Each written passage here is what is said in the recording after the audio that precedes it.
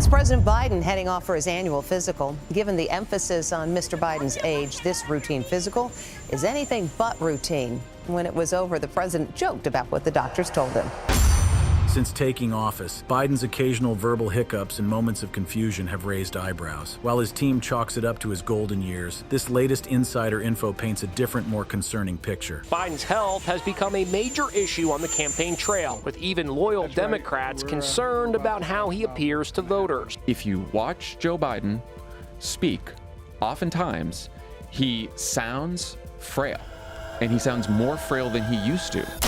This unnamed ally spilled the beans, revealing Biden's health has taken a nosedive recently. This bombshell couldn't come at a worse time, with the country facing a laundry list of issues. As the world holds its breath for updates on Biden's health, talk of the 25th Amendment is back on the table. What exactly is going on with the president's health? Find out all the details in this video.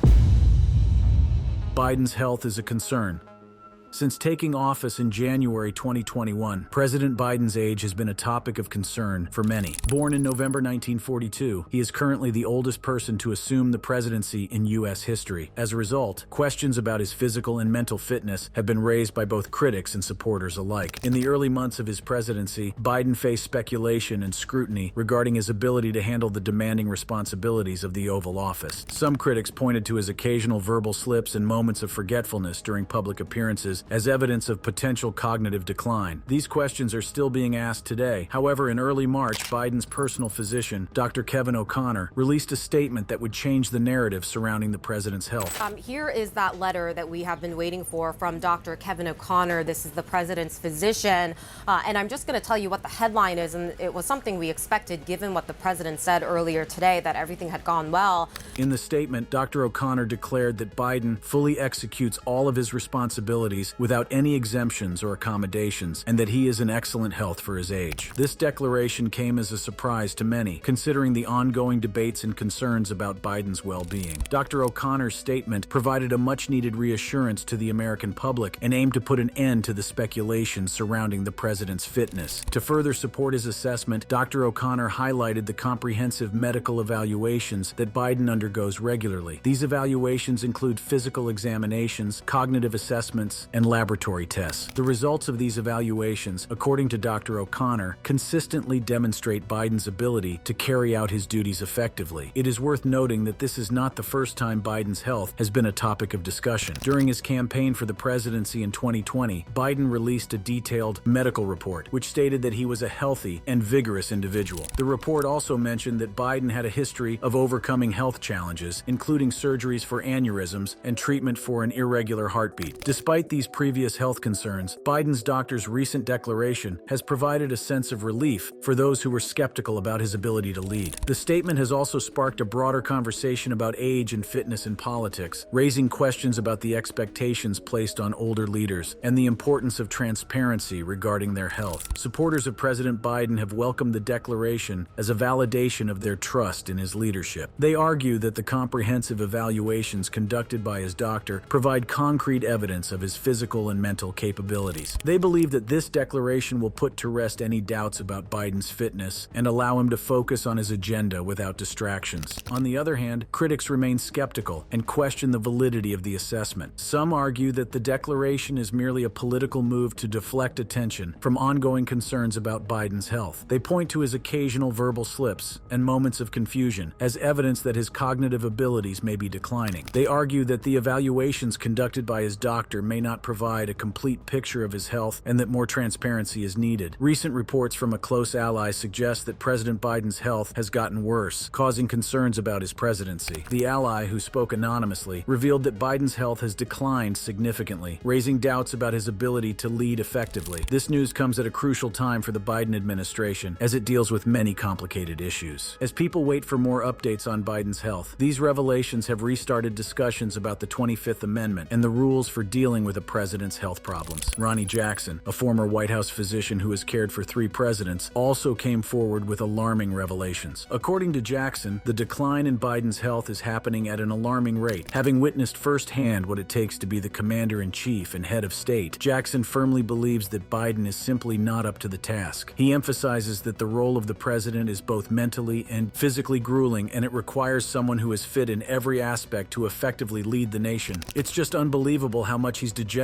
just during his time in office, Jackson expressed with deep concern. He firmly believes that the American people cannot afford to have Biden in office for the remainder of his term, let alone another 4 years. Jackson argues that the risks posed by Biden's deteriorating health are already putting the nation in great jeopardy. Jackson goes on to highlight the impact of Biden's leadership, or lack thereof, on the international stage. He points out that under Biden's administration, the United States is losing the respect and trust of its enemies and adversaries. Jackson firmly believes that this is due to the lack of leadership in the White House. He asserts that if former President Donald Trump were in office, the enemies would fear and respect the United States, and the country would not be drawn into unnecessary wars. While his doctors assure us that he is in good shape, there have been several incidents and concerns that have raised questions about his well-being. Let's look at some of them. Sleep apnea, a common sleep disorder, has been a concern when it comes to President Biden's health. This condition is characterized by breathing interruptions during sleep, which can have serious implications if left untreated. Age is one of the factors that increase the risk of developing sleep apnea, and it can have a significant impact on cardiovascular health. Studies have shown that sleep apnea can strain the heart and potentially lead to cardiovascular disease. The interrupted breathing during sleep can starve the brain of oxygen, and the lack of restorative sleep can further contribute to cognitive decline. It is a well-known fact that sleep deprivation is one of the strongest causes of cognitive decline. To manage his sleep apnea, President Biden uses a CPAP,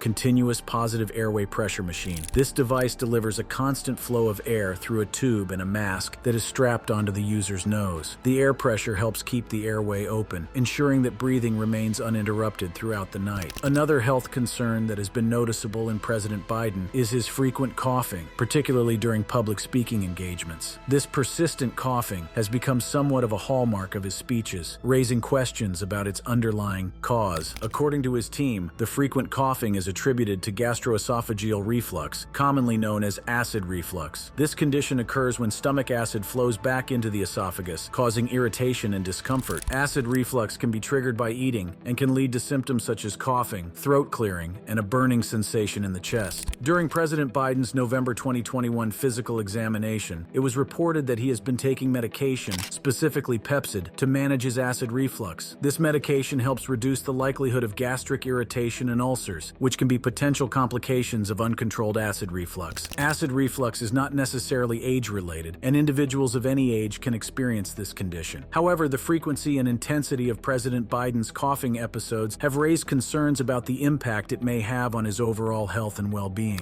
In addition to the acid reflux, it is worth mentioning that President Biden's lungs, as well as his oxygen saturation levels, were reported to be within normal range during his examination. This indicates that there are no immediate respiratory concerns associated with his frequent coughing. Skin cancer has become a significant health concern for President Biden in recent times. He underwent treatment for basal cell carcinoma, a common and slow-growing form of skin cancer. This type of cancer typically does not spread to other parts of the body and can be easily removed without long-term adverse effects. During a routine examination, doctors discovered a lesion on President Biden's chest, which was subsequently removed and will be checked for any signs of skin cancer. While basal cell carcinoma is considered non-malignant and generally does not cause significant problems, its presence raises important questions about the impact of aging on our leaders' health. Scientists now view aging as a disease, as approximately 90% of diseases are age-related. This perspective suggests that our leaders may be judged more on their biological age rather than their chronological age. President Biden's medical team has not reported any spreading of the skin cancer or any long-term adverse effects associated with the removal of the lesion. However, the presence of skin cancer raises concerns about the potential impact on his overall health and the need for ongoing monitoring and management. Arthritis has been identified as a significant factor contributing to President Biden's mobility challenges. The stiffness in his walk and mobility issues are attributed to degenerative wear and tear on his spine, along with arthritis in his back. Additionally, he experiences neuropathy in his feet, which further affects his ability to move comfortably. The presence of osteoarthritis in President Biden's foot and spine impacts his mobility due to stiffness and potential pain. As a result, he may require increased pain medication, anti-inflammatory medication, or even surgical intervention in the worst-case scenario. Severe deterioration of his condition could necessitate time off work and a lengthy period of recuperation, which is particularly challenging given his advanced age. In some cases, joint replacements such as hip or knee replacements may be necessary if the affected joints are significantly impacted. Arthritis is a condition that can affect individuals of any age, but it becomes more prevalent as we age. President Biden's arthritis, combined with the long-term effects of breaking his foot in November 2020 while playing with his former dog Major, has undoubtedly contributed to his mobility challenges. President Biden's latest health summary has noted the presence of high cholesterol, which is a significant concern for his overall health. High cholesterol levels pose a risk factor for various cardiovascular conditions, including heart attacks, strokes, and kidney disease. According to his physician's report, President Biden has atrial fibrillation, a condition that causes an irregular heart rate. To manage this condition, he takes blood-thinning medications. It is important to control cholesterol levels to mitigate the risk of cardiovascular complications. Cholesterol is a fat-like substance found in the blood and body tissues. President Biden's lipid levels, including cholesterol, are controlled with statin tablets, ensuring that his cholesterol profile remains within a healthy range. By managing his cholesterol levels, the risk of heart-related issues is minimized. While high cholesterol is not an inevitable consequence of aging, age can be a contributing factor to raise cholesterol levels. It is crucial to monitor and manage cholesterol levels effectively to reduce the risk of cardiovascular events. President Biden's frequent gaffes have become a subject of scrutiny and speculation regarding his cognitive abilities. While some attribute these gaffes to his well-known history of stuttering, others raise concerns about potential signs of dementia or cognitive decline. It is important to note that President Biden has been open about his stutter, which some mistakenly label as Alzheimer's. However, the increase in stumbles and verbal fluency issues can be indicators of declining cognitive abilities, with memory lapses being one of the strongest indicators. Mixing up the wars in Ukraine and Iraq is not the first time President Biden has made such gaffes. We also need Ukraine to make changes to fix the broken immigration system here. We also need Congress to make the changes to fix the broken immigration system here at home.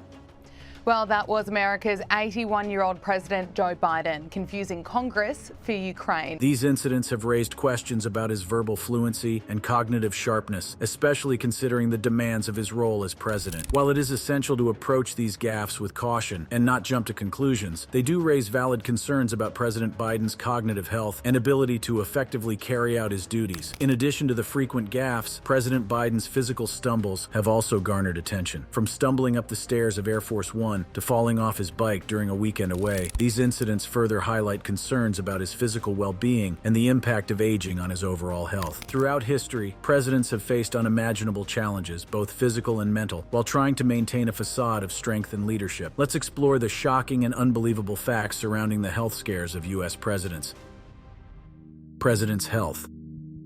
Until 1881, the press rarely discussed the medical condition of American presidents. It was a time when politicians were not subject to scrutiny regarding their health, and it was common practice to withhold medical details from the electorate. The first U.S. president, George Washington, battled numerous illnesses throughout his life. From malaria and tuberculosis to dysentery and smallpox, Washington's health was far from robust. In fact, during the first 6 months of his administration, he even endured a painful boil the size of 2 fists. However, the public remained unaware of these health issues as the American press maintained a policy of don't ask, don't tell. In 1824, presidential candidate William Crawford suffered a stroke that left him nearly incapacitated. Yet the public was kept in the dark about his condition. The prevailing attitude was to maintain a facade of strength and avoid disclosing any weaknesses or vulnerabilities. Everything changed in 1881 with the assassination attempt on President James Garfield. A gunman fired at Garfield at Union Station in Washington, D.C., and for the subsequent 3 months, the public's attention was fixated on the White House. Daily updates on Garfield's precarious grip on life were provided, and the incident marked a turning point in presidential health transparency. During Garfield's struggle for survival, the future inventor of the telephone, Alexander Graham Bell, was called in to use a preliminary metal detector to locate the bullet that remained lodged in Garfield's body. The next day, newspapers published illustrations of Bell standing over a half-naked Garfield. Unfortunately, Garfield eventually succumbed to his injuries, and Chester Arthur assumed assumed the presidency. Wanting to project a different image from his sickly predecessor, Arthur became the first president to actively lie about his health. Within a year of assuming office, Arthur was diagnosed with Bright's disease, a serious disorder of the kidneys. For 2 years, he was frequently confined to his bed, and he even came close to dying during an official visit to Florida. However, when asked, Arthur insisted that he was perfectly healthy. It's not just physical ailments that presidents have concealed throughout history. Mental health issues have also been hidden from the public eye. Calvin Coolidge, during his unremarkable presidency, suffered a personal tragedy when his son died of an infected blister contracted while playing tennis on the White House lawns. Coolidge blamed himself for his son's death and never fully recovered from the tragedy. His behavior became increasingly erratic, and he was prone to fits of rage and detachment. Yet the public remained unaware of the depths of his mental instability. Abraham Lincoln, one of America's most notable presidents, battled serious depression throughout his life. Described as bouts of melancholy, Lincoln's mental state was so fragile that a friend once had to hide all the knives and razors in his house to prevent him from harming himself. After suffering a military defeat during the Second Battle of Bull Run in 1862 and losing his 11-year-old son, Lincoln openly expressed thoughts of suicide to his cabinet. Despite his internal struggles, Lincoln managed to hold the country together during this time. Another president whose health had significant implications for America was Woodrow Wilson. In 1919, while in Paris for the treaty negotiations following World War I, Wilson fell, violently ill. Prior to his illness, he had been engaged in intense negotiations with world leaders about the terms of the peace treaty. However, after contracting his illness, Wilson began exhibiting strange behavior and became obsessed with funny things. This sudden change in his mental state led to compromises that had disastrous consequences, including the harsh Treaty of Versailles, which became a rallying cry for German nationalism and eventually played a role in the rise of Adolf Hitler. In 1945, the United States was on the brink of victory in World War II when the nation was shocked by the sudden death of President Franklin Delano Roosevelt. The American public had just re-elected Roosevelt to an unprecedented fourth term, envisioning him as a pillar of strength and leadership. However, behind the scenes, Roosevelt had been concealing his health issues for years, leaving the nation unaware of the true extent of his illnesses. Roosevelt's deception began long before he assumed the presidency. In 1921, the same year Woodrow Wilson vacated the presidency, Roosevelt was diagnosed with an acute case of polio that would leave him paralyzed for the rest of his life. Although he temporarily withdrew from American politics, by 1931, he was back in the political arena and emerged as the overwhelming favorite to represent the Democratic Party in the upcoming election. Despite frequent allusions to his physical incapacity by his detractors, such as Republican politician Jesse Nicholson, Roosevelt never directly addressed the rumors. Instead, he went to great lengths to hide his disability from the public. When meeting with political officials domestically and abroad, he would be seated in a normal chair instead of a wheelchair. If photographers captured him in a wheelchair, their footage would be destroyed and the camera confiscated. Roosevelt even arrived hours early to speeches and appearances, standing at the podium well before any crowds had gathered, to avoid being seen unable to walk. The depth of Roosevelt's ruse is evident in the limited photographic evidence of him in a wheelchair. Of the 35,000 pictures of the president at the Franklin D. Roosevelt Library, only 2 show him in a wheelchair. This deliberate effort to control his public image allowed him to maintain the perception of strength and vitality. FDR's popularity and the lack of transparency surrounding his health allowed him to serve an unprecedented 4 terms as president. During his first 7 years in office, there was not much to conceal apart from his paralysis. However, by 1938, serious concerns about his health began to emerge within his inner circle. In 1941, Roosevelt gave a speech in Virginia that the New York Times described as having moved the crowd as few recent presidential speeches have. Behind the scenes, however, his advisors expressed deep concerns about his appearance, stating that he looked as bad as a man can look. Roosevelt's physician, Vice Admiral Ross T. McIntyre, even sent his blood work to be tested under a pseudonym, F. David Rolfe, one of Roosevelt's nearly 24 aliases. The results indicated that Roosevelt was on the brink of a medical calamity. Despite this, the White House issued an official press release declaring that there was nothing serious going on. In 1944, while campaigning for his 4th term amid the Second World War, Roosevelt opted against embarking on the traditional campaign trail, citing his obligations in Europe as the reason. In reality, he was practically bedridden, suffering from chronic bouts of unbearable pain caused by bowel cancer. The following year, Roosevelt attended the Yalta Conference, where he met with other Allied leaders, Winston Churchill and Joseph Stalin. However, he was so ill during this time that he was dubbed the sick old man of Yalta, with Churchill even remarking that Roosevelt seemed to no longer take an intelligent interest in the war. Roosevelt's health progressively deteriorated, and his death came as little surprise to those who knew him. However, his physician McIntyre insisted asserted that the president had been completely fine. The decision to forego an autopsy raised public suspicion, and Walter Lippmann, a renowned political columnist, wrote of Vice President Harry Truman. Truman was nominated at Chicago last July by a convention which was fully aware that it was almost certainly choosing a president of the United States. There was no secret about this during the campaign. Truman, despite Lippmann's assessment, was left woefully out of the loop as vice president, remaining unaware of Roosevelt's strategy in Europe and even his decision to attend the Yalta Conference. The lack of transparency surrounding Roosevelt's health and Truman's unpreparedness caused concern within Congress, leading to the realization that a better system was needed to determine a president's competency for office. In 1967, the 25th Amendment was passed and ratified, providing guidelines for succession and addressing situations where the president is unable to lead. You may have heard this term thrown around in discussions about President Joe Biden's alleged mishandling of confidential documents and behavior in office. But what exactly is the 25th Amendment, and what does it entail?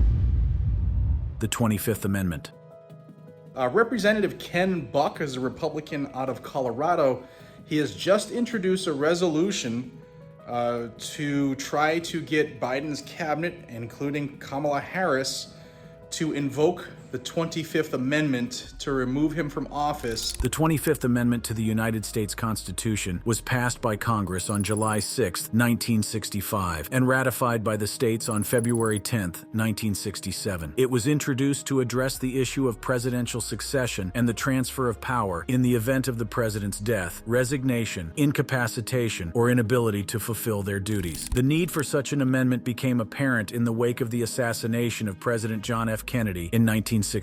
At the time of Kennedy's assassination, there was confusion surrounding the status of Vice President Lyndon B. Johnson. It was unclear whether Johnson had also been shot, leading to questions about the line of succession and who would assume the presidency. This uncertainty prompted the need for a clear and defined process for the transfer of power in situations where the president is unable to carry out their duties. The 25th Amendment was designed to provide a framework for such scenarios, ensuring a smooth transition of power and maintaining the stability of the government. One of the key provisions of the 25th Amendment is the formalization of the practice of the vice president taking over the presidential office if the president dies or resigns. This provision clarifies the order of succession and ensures that there is no ambiguity in the transfer of power. Additionally, the 25th Amendment grants the president and Congress the power to replace a vice president in the event of a vacancy. This provision allows for the appointment of a new vice president, subject to confirmation by a majority vote of both houses of Congress. The ratification of the 25th Amendment in 1967 was a significant milestone in American history. It provided a clear and comprehensive process for presidential succession, addressing the concerns that arose from the tragic events surrounding President Kennedy's assassination. Since it was made official, the 25th Amendment has been really important for keeping the government going and passing power smoothly, especially during tough times. It's been used a few times, although not completely, showing how essential it is for keeping the U.S. government stable and working well. The 25th Amendment has 4 parts, each for different situations where the president or vice president can't do their job. The part that talks about removing the president for being unfit is Section 4. Section 4 says if the vice president and most of the president's cabinet or a group picked by Congress think the president can't do their job anymore, they can write a letter to Congress. This letter says they believe the president can't do the duties of their office. Upon receiving this declaration, the vice president immediately assumes the powers and duties of the office as the acting president. However, the president has the opportunity to contest this declaration by submitting a written declaration to the President pro tempore of the Senate and the Speaker of the House of Representatives. This action triggers a process that brings the matter to a vote in Congress. Within 4 days of the President's declaration, if the Vice President and a majority of either the principal officers of the executive departments or a body designated by Congress reiterate their belief that the President is unable to discharge their duties, Congress must assemble within 48 hours to decide the issue. A 2/3 vote of both the House and Senate is required to permanently remove the president from office. The invocation of the 25th Amendment through Section 4 is a complex and highly controversial process. It has never been successfully used in U.S. history, although there have been instances where it came close to being invoked. During President Ronald Reagan's administration, the 25th Amendment was considered when he underwent surgery after being shot in March 1981. The necessary paperwork was prepared to make Vice President George H.W. Bush the acting acting president, but it was never signed. In 1987, some members of Reagan's staff again suggested invoking the 25th Amendment, arguing that the president was mentally inept. However, his chief of staff disagreed, and the matter was not pursued further. During President Trump's time in office, there were talks about using the 25th Amendment to remove him from power, but it didn't happen. The 25th Amendment lays out rules for transferring power carefully and democratically. Section 4, which deals with a president who can't do their job, has never been used, but is there as a safety net. Recently, the 25th Amendment has been a hot topic, especially when people are worried about a president's ability to lead. It comes up a lot in debates and discussions about the presidency. In the case of President Joe Biden, the recent Justice Department report raised questions about his alleged mishandling of confidential documents and behavior in office. While the special counsel investigation concluded that there was not enough evidence to establish Biden's guilt beyond a reasonable doubt, it did highlight concerns about his poor memory and diminished capacities. This has led to calls from some members of the Republican Party to invoke the 25th Amendment and remove Biden from office under Section 4.